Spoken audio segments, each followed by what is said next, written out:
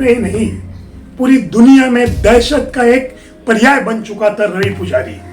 आज वर्तमान समय में वह भले बेंगलोर की जेल में है, लेकिन 2 दिन पहले मुंबई की सड़कों पर एक बार फिर से रवि पुजारी का नाम दहशत बनकर गूंज रहा है। इस बार सास भी कभी बहू थी की अभिनेता और एक टीवी निर्माता को धमकी देने का आरोप लगा है। नमस्कार, मैं हूं जय सिंह और आप देख रहे हैं नमस्कार भारत। रवि पुजारी भले ही बेंगलोर की जेल में हो, लेकिन उसके साथ काम करने वाले कई गुर्गे आज भी दहशत का पर्याय बनकर घूम रहे हैं। जैसे कि मुंबई से गिरफ्तार राजू डोकले, जिसे मई में उत्तर प्रदेश की एसटीएफ पुलिस मुंबई से गिरफ्तार करके ले गई थी। रवि पुजारी को जानने के लिए हमें चलना पड़ेगा 1980 और 1990 के दशक में। मुंबई के उपनगर अंधेरी का एक इलाका गुंदौली, जहां पर 1980 और 90 के दशक के बीच रवि पुजारी नामक एक शख्स, जो नादान बालक हुआ करता था और स्कूली किताबें लेकर गुंदौली की गलियों में घूमा करता था। रवि पुजारी को 2019 में सेनेगल की राजधानी डकार से डिपोर्ट कर मुंबई लाया गया था। मुंबई में उसके ऊपर कुल 55 मुकदमे दर्ज हैं, लेकिन डिपोर्ट के कानून के अनुसार उस पर सिर्फ 10 मुकदमों के तहत ही कार्रवाई करने का आदेश हुआ है। हम ले चलेंगे एक बार फिर से रवि पुजारी के उस अंधेरी इलाके गुंदौली में, जहां वह अक्सर बैठा करता था। मुंबई महानगर पालिका के ईस्ट का वह दरवाजा, जिसके बाहर रवि पुजारी अपने दोस्तों के साथ बैठा करता था। गुंदौली ही नहीं, गुंदौली के अमरनाथ अपार्टमेंट में उसके बगल ही उनके रहने का ठिया था। और यही नहीं, अंधेरी ईस्ट के जेबी नगर का बगड़ का कॉलेज, जो रवि पुजारी का अड्डा हुआ करता था, बैठक ही हुआ करती थी। धीरे धीरे जब अंधेरी में शरद शेट्टी और श्रीकांत मामा दाऊद गिरोह से जुड़कर अपना कारोबार कर रहे थे, यह दौर था 1993 का, जब दाऊद और छोटा राजन एक साथ अपना गिरोह चलाते थे। लेकिन 1993 के बाद जब गैंगस्टरों में जातीयता पनपी, तब दाऊद इब्राहिम कासकर अलग और छोटा राजन ने अपनी अलग टीम बना ली। लेकिन बम विस्फोट के बाद जब लोगों पर आरोप लगने शुरू हुए, तो नेपाल के रास्ते दाऊद दुबई और छोटा राजन मलेशिया भाग गया।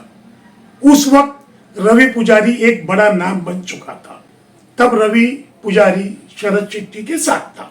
शरद शेट्टी और श्रीकांत मामा यानी कि देसाई। रवि पुजारी श्रीकांत मामा का बहुत करीबी हुआ करता था। रवि पुजारी के बारे में एक चीजें बहुत ही अलग तरीके से अंडरवर्ल्ड में चलती है। जब 3 फरवरी 1993 को श्रीकांत मामा का इनकाउंटर मुंबई पुलिस ने कर दिया, तब इसके मुखबिरी का आरोप लगा बंडा झाल्टे पर। बंडा झाल्टे एयरपोर्ट पर श्रीकांत मामा का कारोबार संभालता था और बाहर से स्मगलिंग हुए सामानों की देखरेख करता था। दूसरी तरफ श्रीकांत देसाई उर्फ श्रीकांत मामा की पत्नी, यानी कि जिसे लोग अंडरवर्ल्ड में मामी कहते थे, उसने कसम खाई कि जब तक मेरे पति की मुखबिरी करने वालों की हत्या नहीं करवा दूंगी, तब तक मैं चुप नहीं बैठूंगी। और यह काम सौंपा गया रवि पुजारी को। शाम के 7 बजे रवि पुजारी ने अंधेरी के ही नंदिनी बार में घुसकर बंडा झाल्टे उर्फ प्रदीप झाल्टे की हत्या कर दी। यह पहला पायदान था रवि पुजारी का, जब उसने अंडरवर्ल्ड में अपने नाम की दहशत दी थी। बंडा झाल्टे की हत्या के बाद रवि पुजारी ने छोटा राजन का हाथ थामा और अंडरवर्ल्ड में अपनी पकड़ बनानी शुरू कर दी। छोटा राजन पर जब बैंकॉक में हमला हुआ, उस वक्त सारे घबराए लोगों ने छोटा राजन का साथ छोड़ दिया।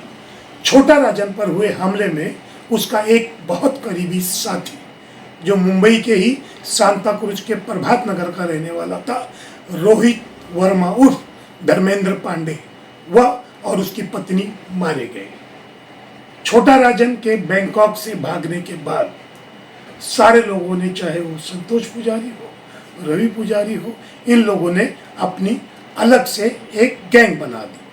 अब वक्त आया अंडरवर्ल्ड का बॉलीवुड पर कब्जा जमाने का। रवि पुजारी पर कई बार यह आरोप लगे कि उन्होंने प्रीति जिंटा को धमकाया है, उन्होंने किंग खान को धमकाया है, उन्होंने अभी हाल ही में मुकेश को और भारती को उनके लोगों ने धमकाया है। बॉलीवुड पर रवि पुजारी की पकड़ धीरे धीरे मजबूत होती गई। रवि पुजारी शाहरुख खान तक ही सीमित नहीं रहा। निर्माता अली मोरानी के कार्यालय पर 5 राउंड हमला करवाकर प्रीति जिंटा और नेस वाडिया के बीच अपनी उपस्थिति दर्ज कराकर बॉलीवुड पर उसने अपना वर्चस्व बरकरार रखा। सेनेगल से डिपोर्ट के बाद रवि पुजारी को बेंगलोर की जेल में रखा गया है। काफी दिन बाद जब गाजियाबाद में भारती ने रवि पुजारी के किसी गुर्गे पर उसे धमकाने का आरोप लगाया, तब मुंबई की सड़कों पर एक बार फिर से रवि पुजारी का नाम गूंजने लगा। इस भाग में इतना ही। आने वाले किसी भाग में किसी और डॉन की कहानी से आपको रूबरू करवाएंगे। जय हिंद।